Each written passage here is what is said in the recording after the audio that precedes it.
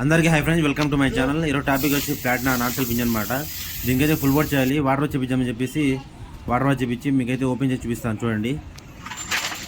మొత్తంగా అయితే దీనికైతే కస్టమర్ ఆల్రెడీ బోర్ ఉందని చెప్పి నడుతున్నాడు. కాకపోతే తెలియక పల్సర్ పడడం వల్ల హెడ్ అయితే కొట్టేసింది.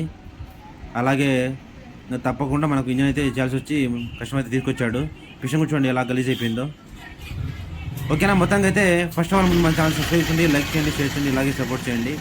అలాగే హెడ్ చూడండి ఎలా అయిపోయిందో. మనకు హెడ్ వాల్స్ అనేది బెండ్ వచ్చేసింది అనమాట.